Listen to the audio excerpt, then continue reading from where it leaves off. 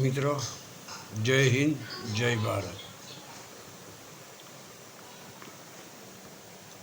મિત્રો, એક આપણે કાઠિયાવાડમાં કહેવત છે કે ઘર ફૂટે ઘર જાય.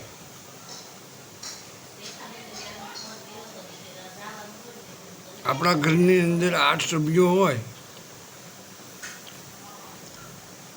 8 સભ્યોની અંદર નિયંત્રણ ન હોય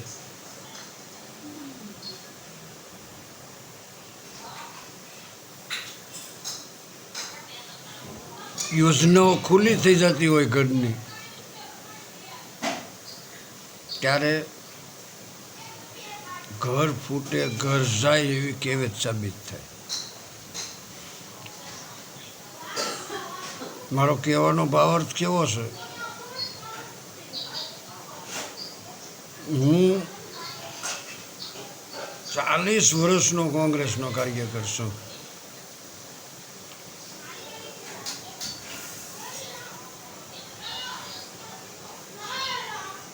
હું શેને કારણે ટેક્યો કોંગ્રેસમાં?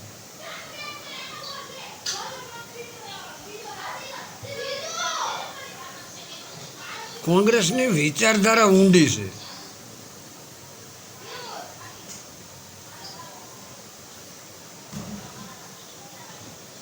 ધર્મ નિરપેક્ષ,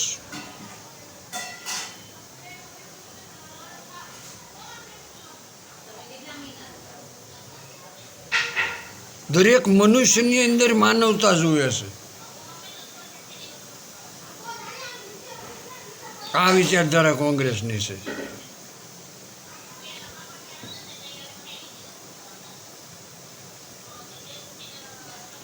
આજે વર્તમાન સમયની અંદર ગુજરાતની વાત કરીએ આપણે,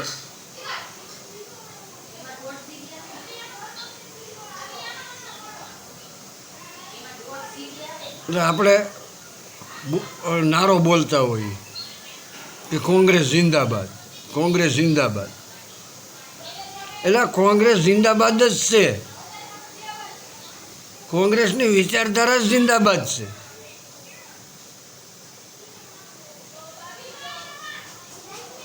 જિંદાબાદ ખરેખર થવાની જરૂર ક્યાં છે?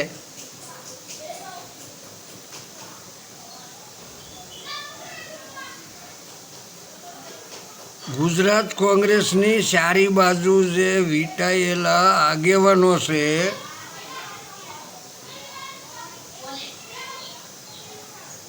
એ આગેવાનોએ કાર્યકરોને જિંદાબાદ કરવાની જરૂર છે. તો કોંગ્રેસ ખરી રીતે જિંદાબાદ થાય, નકર કોંગ્રેસ જિંદાબાદ જ છે.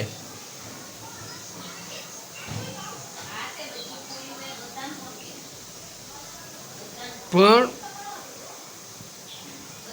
શક્તિ વગેરે છે. નિર્જીવ અવસ્થામાં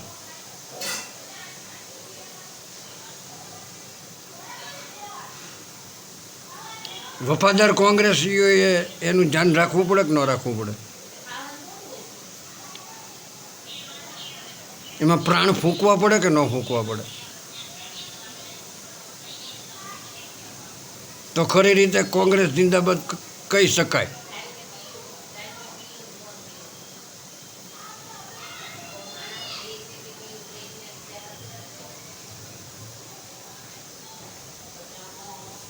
મને તો એવું લાગે કે ખરેખર કોંગ્રેસને વફાદાર કોઈ છે જ નહીં.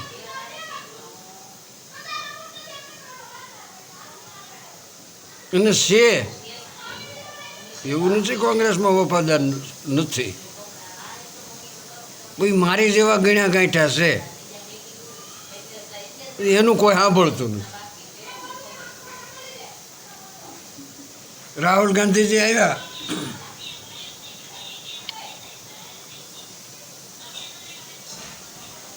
સ્પષ્ટ ચર્ચા કરી, ખુલાસાવાર ચર્ચા કરી, કારણ કે એ એક કોંગ્રેસના લીડર છે. લીડરની જવાબદારી તરીકે એ અહીંયા ચર્ચા કરી. એ એવું જોયું કે આમાં રેસના અને લગ્નના બે ઘોડા છે. પણ ગુજરાત કોંગ્રેસની ચારી બાજુ વીંટાયેલા જે આગેવાનો છે એને રેસનાને લગ્નના ઘોડાની પારખ તો હોવી જોઈએ ને. રાહુલ ગાંધી ઉયા જાય ને અહીંયા તો શેળભેળ. રેસના ઘોડા હતા એ તબેલામાં છે ને લગ્નના છે એ છૂટા ફરે છે.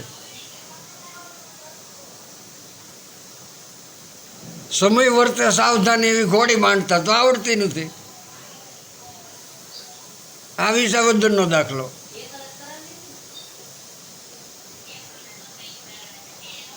ભલા માણા કોંગ્રેસને જિંદાબાદ કરવી હોય તો વફાદાર માણસો ગોતો. કેવા કે મારો દીકરો હોય એનું હું કેટલું ધ્યાન રાખું, મારી જવાબદારી કેટલી હોય, મારી દીકરી હોય એની માથે મારી જવાબદારી કેટલી હોય, અને મારી દીકરીએ મારી ઉપર કેટલો પ્રેમ હોય, મારા દીકરાએ મારી ઉપર કેટલો પ્રેમ હોય. આવી કાળજી આપણે દીકરાઓમાંથી દીકરામાંથી રાખીએ. તો આ તો એક સત્તામાં બેહાડવા માટેનું માધ્યમ કોંગ્રેસ.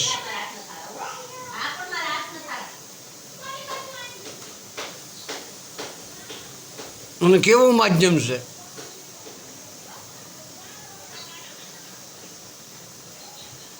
સહાનુભૂતિ ધરાવતું માધ્યમ છે.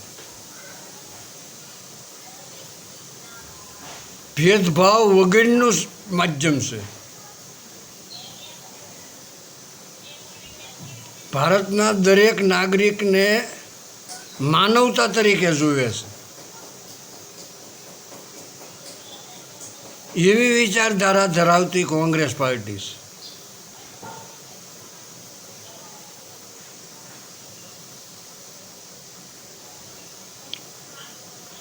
ખરેખર આજે રાહુલ ગાંધીએ લગ્નના ઘોડાની જે વાત કરી ને એ ઘોડાને ખરેખર બાંધી દેવાની જરૂર છે. પછી રેસના ઘોડા ભલે 5 જ વધે, ટીપે ટીપે સરોવર ભરાય અને કાંકરે કાંકરે પાળી બંધાય.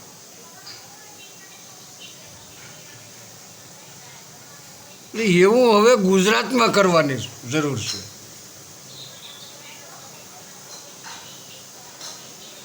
અને એવું આગામી દિવસોમાં આપણે નહીં કરીએ તો ત્રીજા વિકલ્પ તરીકે તૈયાર થઈને બેઠા છે.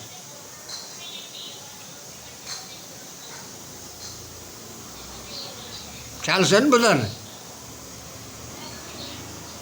એ ભવિષ્યમાં નુકસાન કરશે. એટલે રેસના ભલે 5 જ વધે પણ 5 કાફી છે.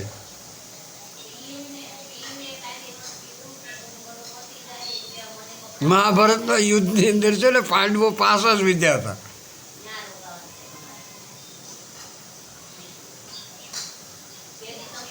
પણ એના લીડર હતા ને એ બધાને પારખતા હતા.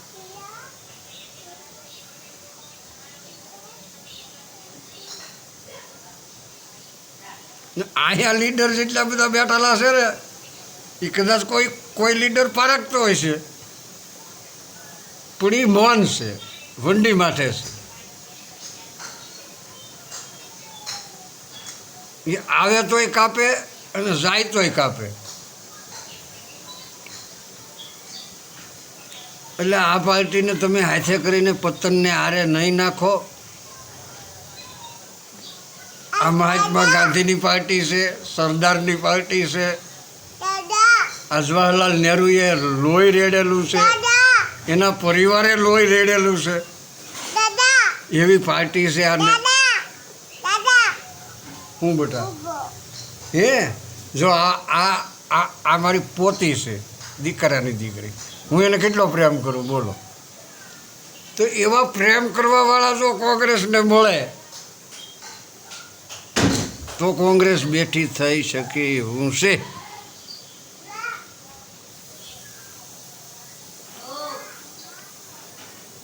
છે હિંમત કોઈનામાં?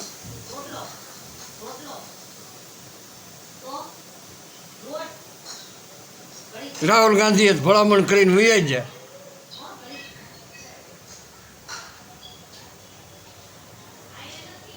પછી આવી વાત રાહુલ ગાંધી પાસે પહોંચે એવું કોઈ માધ્યમ નથી. વચ્ચે આવડાના આડા હશે અહીંયા. બોલો.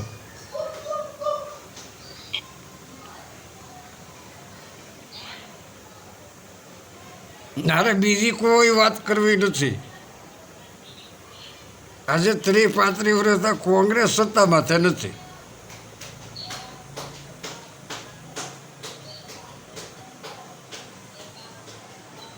શાસક પક્ષ છે એનીથી તો ખરેખર કંટાળી જશે. જાય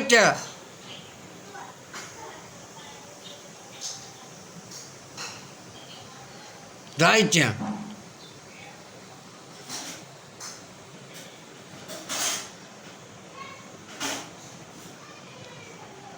વિચાર કરે કે આપણે પાછા ત્યાં જઈએ, ઉલમાંથી સુલમાં હશે.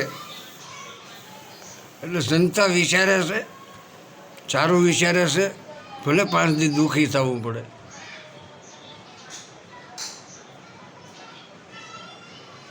પણ વફાદાર માણસો એને મળે જે સામાજિક સમસ્યાઓને હલ કરે, વિકાસ કરે.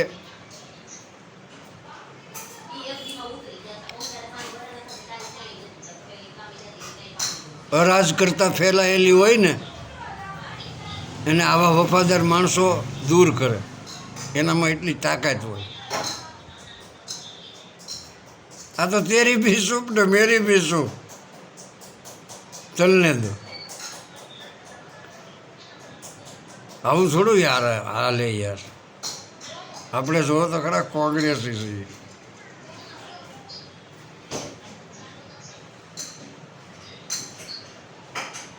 પાર્ટી માટે ભોગ દેવો પડે.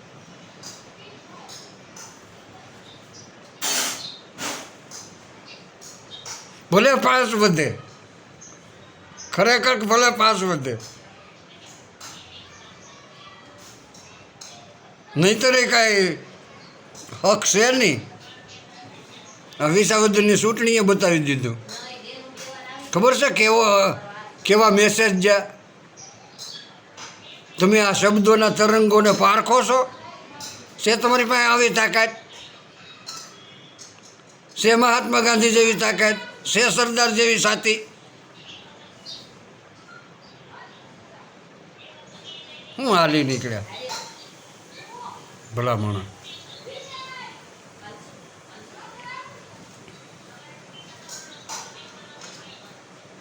તમે કાસા પડ્યા એટલે આ તરંગો જનતામાં જશે કે ત્રીજો વિકલ્પ હવે આપણને મળી ગયો છે. તો આવો ત્રીજો વિકલ્પ આ કુદરતનો નિયમ છે, પ્રકૃતિનો નિયમ છે પરિવર્તન.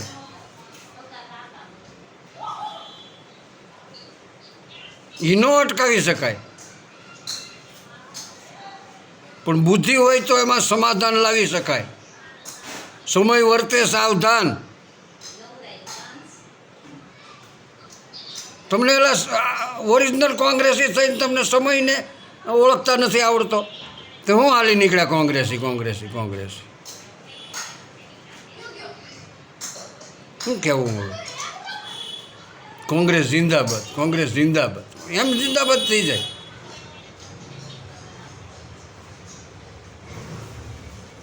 કોંગ્રેસને નિર્જીવ કરી દીધી તમે લોકોએ બધા ભેગા થઈ વંડી માથે બેહવાવાળા.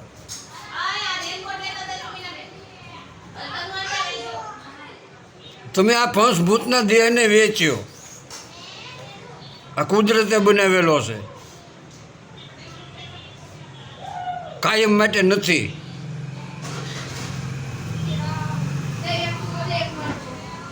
તો ઉધરા અધિકારી હું કેમ બનો છો પાછલી પેઢીના? શરમ આવે કે નહીં?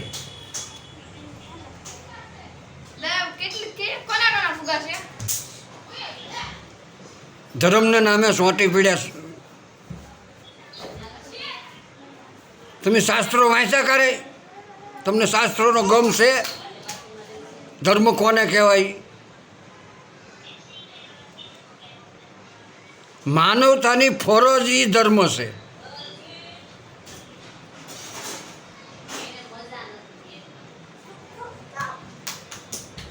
તમે વાંચ્યા વેદ પુરાણો કે મહાભારત કે રામાયણ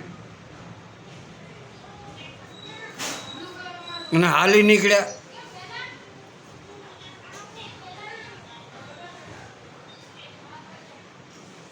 જનતા અત્યારે ત્રસ્ત છે યાર,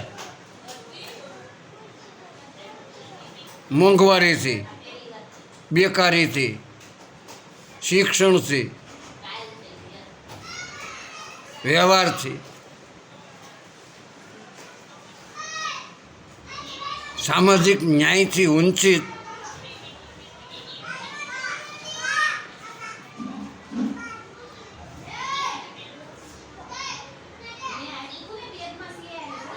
ક્યારેક તો ઘડો ભરાય.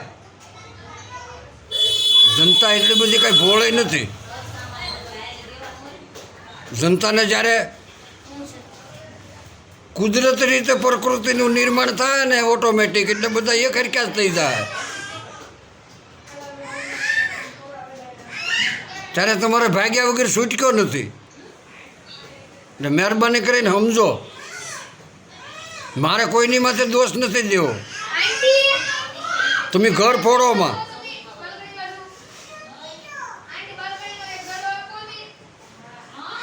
ઘરની ઘડેલી યોજનાને તમે બીજાના કાનમાં ફૂંકોમાં.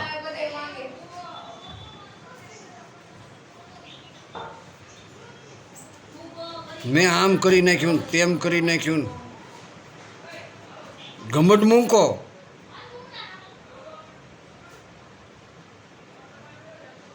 જૂથવાદમાં કોંગ્રેસને પતાવી દીધી ગુજરાતમાં.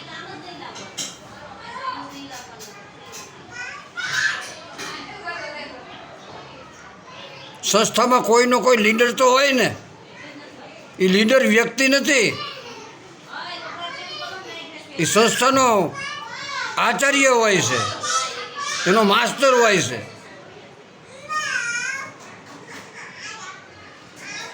એની યોજના પ્રમાણે હાલવું આપણી ફરજ છે, આપણો ધર્મ છે.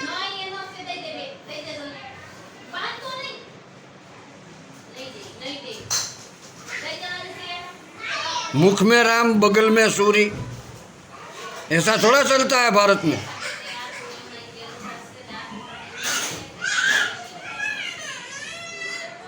वर्तन तो होना चाहिए.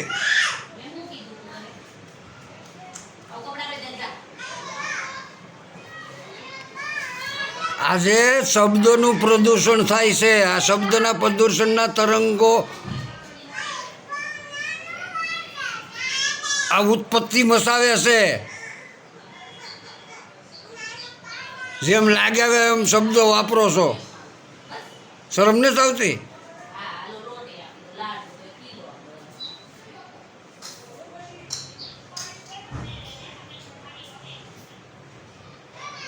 ભલા માણસ, શબ્દો બ્રહ્મ છે.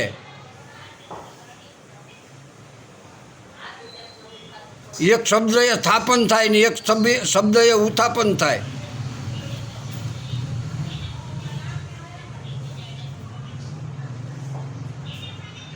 આજે વિવેક જેવું કશું છે જ નહીં.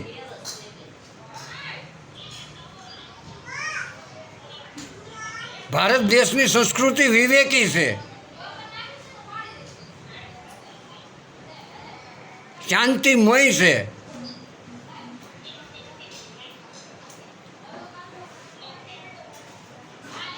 સમય અનુસાર યોજના ઘડવાવાળી પ્રકૃતિ છે આ ભારતની.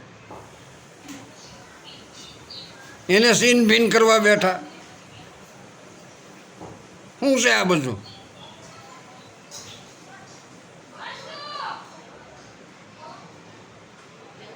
એક દિવસ તો બધાને વયું જવાનું છે. મારે ને તમારે બધાને.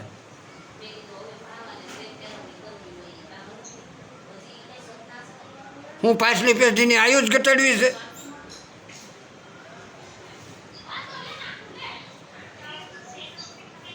શું શીખવાડી રહ્યા છો તમે?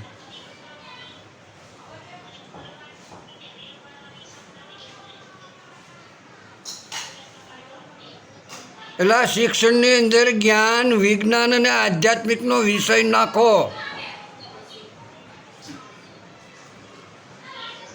અને નિશાળોમાં આવું ભણાવો. તમે જુઓ 20 વર્ષ પછી ભારતની રોનક.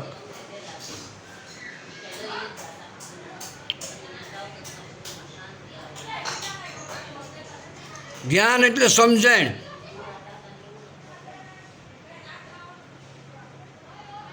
વિજ્ઞાન એટલે પ્રગતિ કરવી. અને આધ્યાત્મિક એટલે અંદરથી વિચારવું બોલતા પહેલાં કે હું બોલી રહ્યો છું. ભલા મને આ દેશ છે, આ આધ્યાત્મિક દેશ છે. સોંટી પીડ્યા ચારે બાજુથી.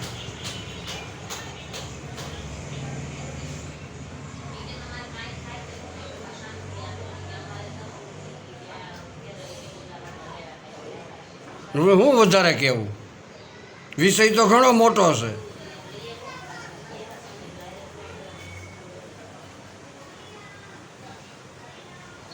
જેટલું બોલવું એટલું બોલી શકાય એવું છે. શબ્દોને તો પારખો. કેવા હું માગે છે એનો ઉદ્દેશ શું છે? આ વિવેકવાળા છે કે અવિવેકી છે?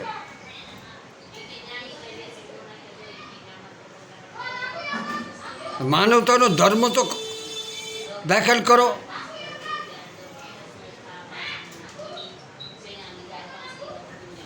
કે મારીથી નકારાત્મક વાત ન કરાય. મને ખબર હોય તોય ન કરાય. બને ત્યાં સુધી સમજાવવાની કોશિશ કરાય. આ તો ઉલટાના તણાવ પરિસ્થિતિ ઉત્પન્ન કરે એવી નકારાત્મક વાતો કરીને. માણસ હંમેશા પોઝિટિવ હોવો જોઈએ. ન્યુરોસાયન્સ સમર્થન આપે છે. પોઝિટિવ માણસોના વિચારો શાંત હોય.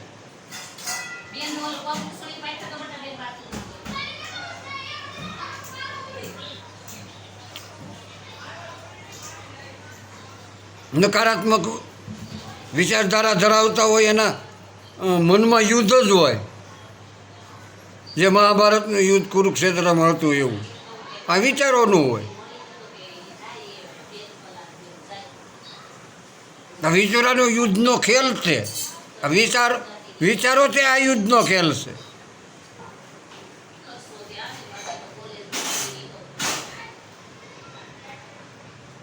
હવે આ ખેલને શાંત કરવા માટે સમજેલો માણસની જરૂર છે. જ્ઞાની માણસની જરૂર છે. વિજ્ઞાનની જરૂર છે. આધ્યાત્મિકતાની જરૂર છે. નહીં કે જાતિ ભેદભાવ. એટલે આ સાંભળવાની વાય શું લાગ્યા? આ માંસનું બનેલું છે. આ તો જતું રહે એક દિવસ.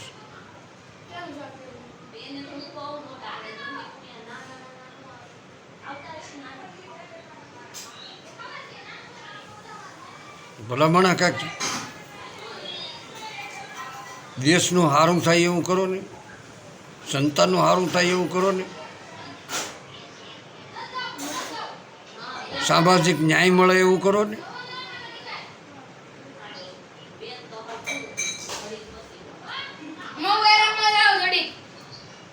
બંધારણીય માન રાખો ને, મર્યાદા રાખો ને. એમાં બધાનું હિત છે, મારું એકનું નહીં. ગુજરાતની 6.5 કરોડ જનતાનું હિત છે. એને ગુજરાતનું હિત છે ને એ આખા ભારતનું હિત છે એમ સમજો.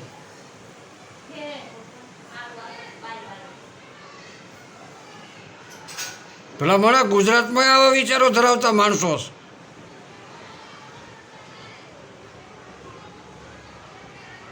આવા જ્ઞાની, આધ્યાત્મિક, ભેદભાવ રહિત અને બહાર આવવું જોઈએ.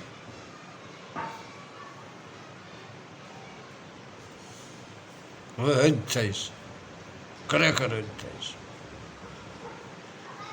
જય હિન્દ, જય ભારત.